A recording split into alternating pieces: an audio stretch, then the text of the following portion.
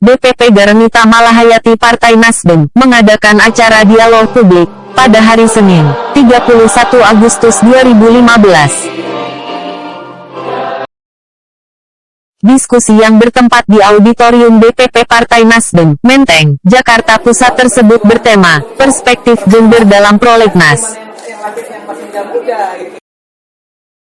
Sebagai pembicara adalah SBE Wardani, dari Puskapolui, membawakan tema, Potret DPR RI 2014-2019 dan Analisa Gender dalam Prolegnas. Ratna Batara Munti, dari LBH Apik dengan tema, Pengalaman Advokasi Kebijakan. Kemudian KPPPA, membawakan tema, Peran Pemerintah untuk Mendesakkan Perspektif Gender dalam Prolegnas, serta Amelia Anggraini, dari Komisi 9 DPR RI Fraksi Nasdem dengan tema, Sikap dan Upaya Memperjuangkan Perspektif Gender dalam Prolegnas.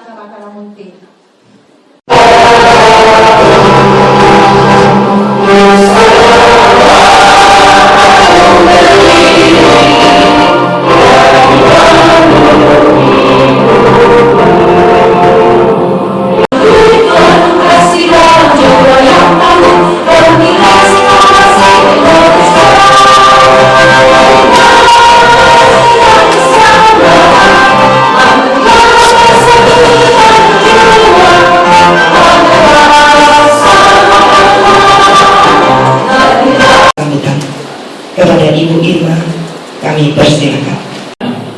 Digodok, tempat kaum perempuan Indonesia bisa memperjuangkan dirinya sendiri dan martabatnya, negaranya, dan kebutuhan-kebutuhan perempuan lainnya yang berperspektif gender untuk kemudian menjadi satu kebutuhan dalam perjuangan kita bersama-sama.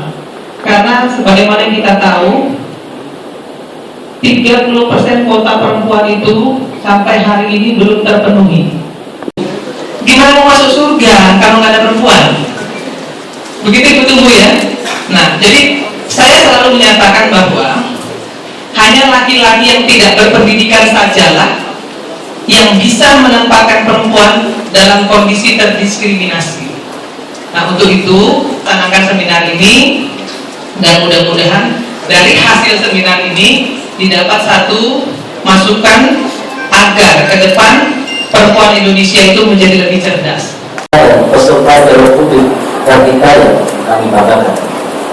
Yang pertama tentu kami mengucapkan selamat kepada Garnita yang berulang tahun yang keempat. Ya, selamat ini. Itu berulang sebuah organisasi tentu ini masih sangat mudah. Saya katakannya bahwa Garnita adalah ibunda perubahan. Tentu yang kita harapkan adalah dari ibunda perubahan itu lahir gagasan-gagasan baru tentang perubahan di negeri. Itu yang kita harapkan. Sehingga kita terus berpikir tentang kemajuan bangsa dan negara ini, juga berpikir tentang perempuan dalam perspektif gender di negara ini. Ketua Umum dan Sekjen kita selalu sehat walafiat.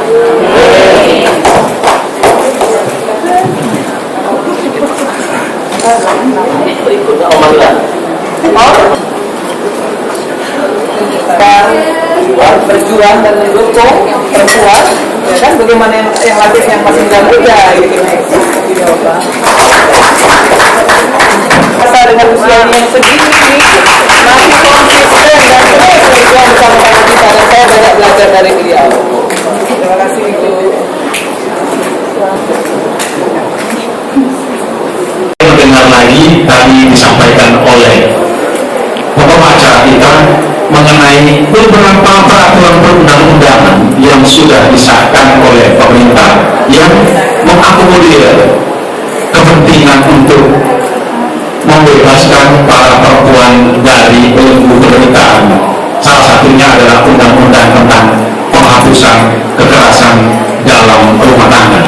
Sebetulnya ada banyak juga peraturan perundang-undangan yang juga sudah mengakomodir itu. Dari sisi kebijakan negara menghadirkan satu lembaga yang namanya Kementerian Pemberdayaan Perempuan, itu juga sebenarnya respon pemerintah, respon para DPR untuk menghadirkan satu lembaga yang benar-benar memperhatikan hak perempuan. Tetapi di 2004, tapi saya yakin sampai sekarang sekarang sebetulnya persoalan kita bicara PUG di partai politik.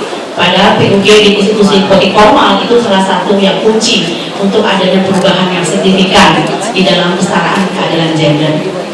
Lalu yang terakhir, bagaimana kita mendorong sebuah, saya bilang di situ prolegnas yang responsif gender.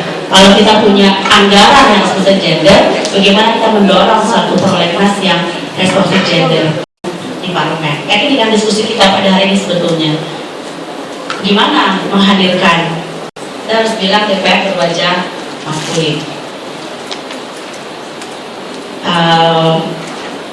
Ini tidak menunjukkan tidak adanya komitmen dari partai untuk menempatkan perempuan pada posisi yang sangat strategis pimpinan.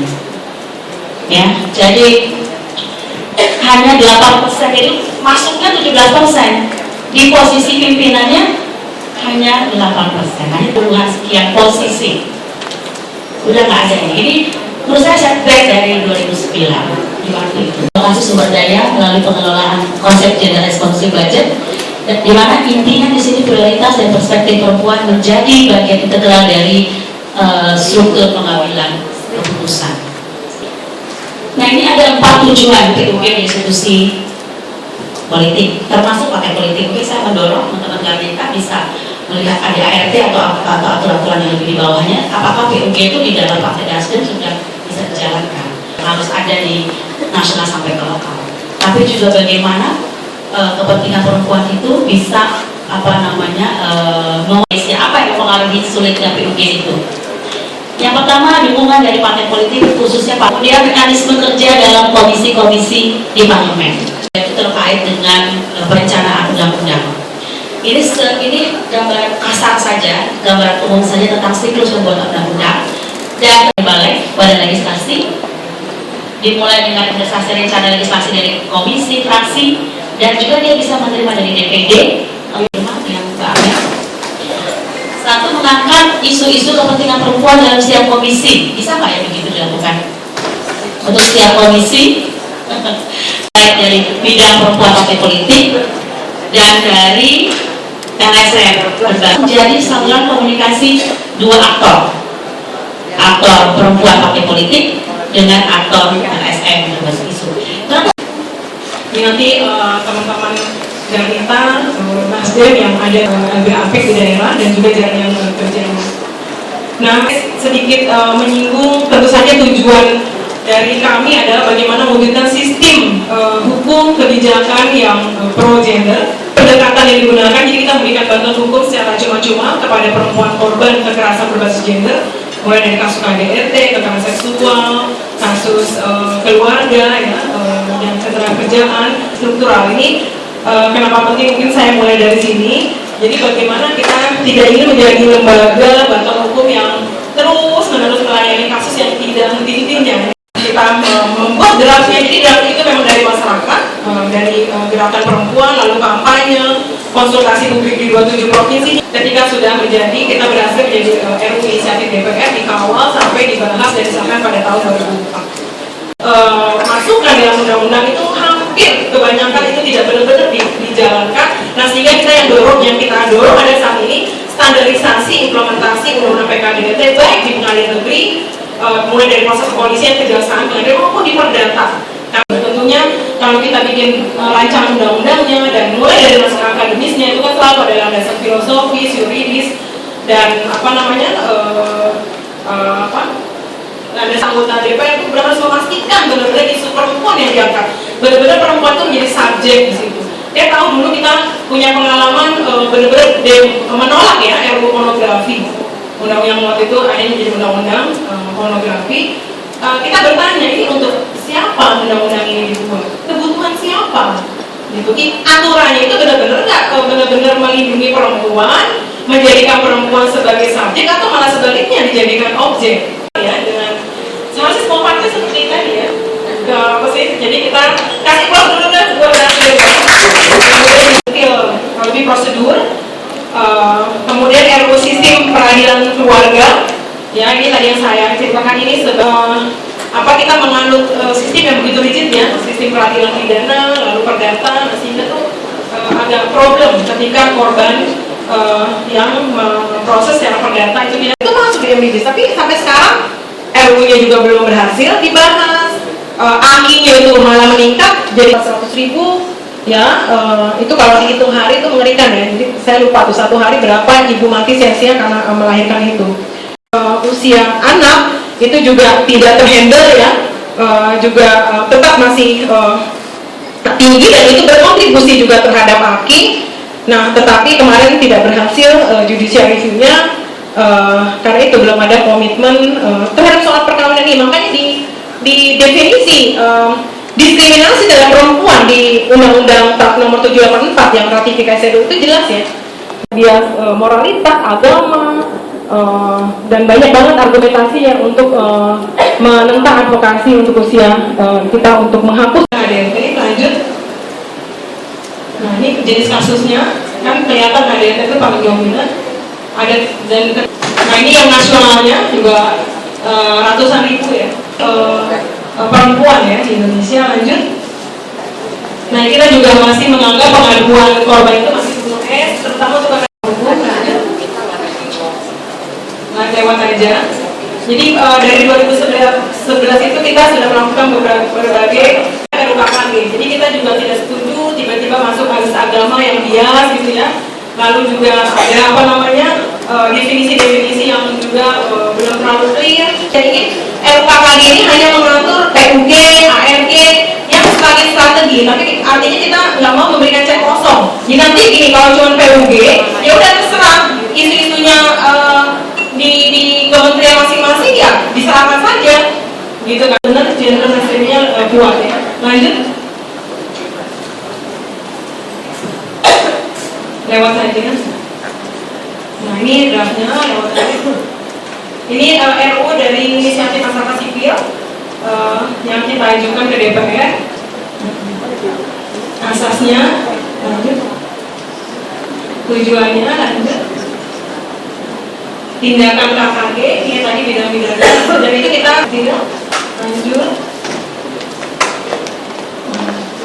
Jadi intinya kita di situ ada tidak mulai lagi dari nol dan kita mulai bersama-sama untuk rumusannya akan menjadi lebih efektif. Lanjut, terus lewatin aja. Waktunya habis. Lewat. Mungkin saya sedikit sanksi juga kita atur ya, terutama yang sifatnya administratif. Nah, tapi dari jadi kesimpulannya memang kita ingin RUKKG ini benar-benar dan dilaksanakan oleh setiap orang, bukan hanya pemerintah, legislatif dan semua bagi politik, organisasi masyarakat, termasuk juga perusahaan atau swasta ya. Capaian kalian untuk DGR itu paling strategis karena kita juga khawatir nanti bisa dibaca yang paling akut yang dihadapi oleh kehidupan perempuan adalah di bidang perkawinan ini. Oleh fraksi-fraksi yang tidak setuju ada juga di bidang perkawinan karena memang bidang perkawinan ini sudah muara dari bias moralitas, bias agama itu semua di sini. Nah ya, pertama adalah prinsip obligasi negara atau pemerintah ya. Apa namanya? Pertama sekali itu di KUA BP 4 itu ya. Jadi khusus calon pengantin itu benar-benar harus dikawal, harus pemerintah tuh harus benar-benar menganggarkan ya, harus benar-benar mengadakan ya kurikulum atau khusus calon pengantin yang jadi tentu saja kita masih berpacu berjuang untuk itu. Tiap hari itu datang di kantor itu tiap hari datang. Dan teman-teman sekarang kita punya forum pengadaan layanan ya di Jabodetabek, ada di Jawa Barat. Yang topiknya sedikit berbeda. Baik, untuk yang rasakan bahwa bagaimana kalau saya punya ide untuk perempuan. Untuk wanita. Ayo coba. Perempuannya maju, ya, jawaban maju. Kedua, kalau saya punya masyarakat, jawabannya apa? Sejahtera. Kurang serentak soalnya. Bapak ini moderator dia bisa ikut sama. Kalau ada yang tujuh Islam lain, Allah nggak bisa lah. Tapi di dalam pengarus utama gender dalam pembangunan. Pengarus utama gender itu adalah strategi ibu-ibu, cara atau siasat atau teknik bekerja. Ya, pengarus utama gender. Di sana Impres menegaskan seluruh kementerian lembaga, pusat dan daerah termasuk itu. Nah, perintah sudah sangat jelas. Nah, posisi Kementerian PPKA juga tadi sudah jelas, memfasilitasi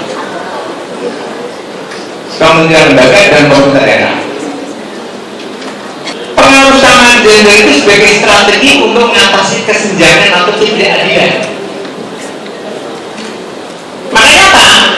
Posisi Kementerian PPKA itu adalah mengawal, ya, bagaimana mewujudkan keadilan dan kesetaraan gender. Makanya apa? Resonansi atau apa namanya gema masyarakat tentang Kementerian PPKA itu berkurang karena apa? Ya sumber dayanya sangat terbatas. Pemerintahan kita, Pak, ya, itu RPJMN. Kalau ibu baca rencana pembangunan jangka panjang nasional 2025 itu sudah akhir tahun 2025 itu adalah terhapusnya diskriminasi gender. Nah, kita urutan lagi kan? Nah, itu. Mahkamah Agung itu sudah ya, yang tadinya di tahun 2009 itu jumlahnya 117,32%, ya. Banyak faktor yang menyebabkan kenapa perolehan kursi anggota caleg perempuan ini turun dibandingkan periode yang lalu, karena pertarungan politik yang luar biasa, ya, yang terjadi pada pemilihan langsung pada pemilihan legislatif yang lalu, 24,3%. Nah, kemudian Kambodia ini dari 123 kursi, perempuannya sekitar 25 orang atau sekitar 20,3%. Nah, ini Kambodia adalah salah satu negara yang MDGs-nya dalam program salah satu goal yaitu gender equality tidak tercapai di Kambodia. Mungkin karena masih kultur, kemudian politik militer yang masih sangat kental di Kambodia. Kelompok FSM, mahasiswa, media massa, para tokoh pemerhati gender, kemudian lembaga riset nasional, perguruan tinggi dan juga civil society juga harus menjadi lokomotif gerakan sosial dalam upaya membentuk konstruksi berpikir pengharusutamaan gender di semua lapisan sosial masyarakat.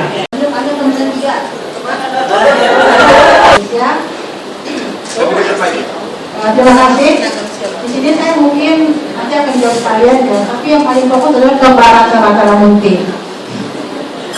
Karena di sini kami sangat mengkritik dengan yang rencana revisi undang-undang PKDRT.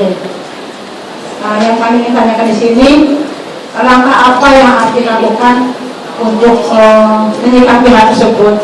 Karena jangan sampai undang-undang yang sudah berdarah-darah menggolkan itu akan diobrak-abrik lagi oleh anggota DPR yang baru.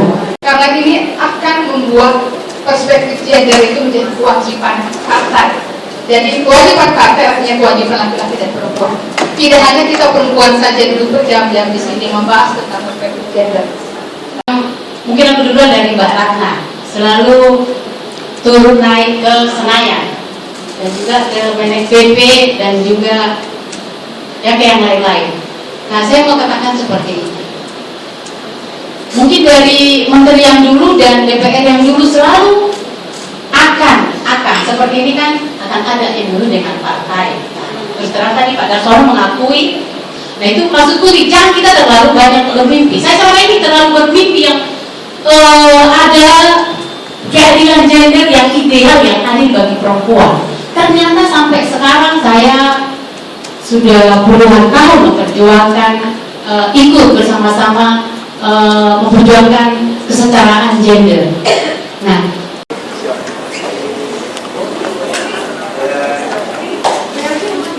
ya, Ibu Sri Budati.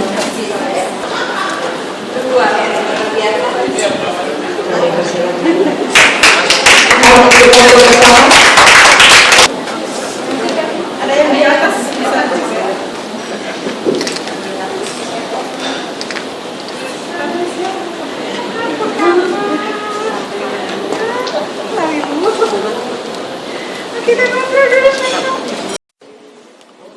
Demikian reporter Ngomans.com TV melaporkan dari kantor Nasdem.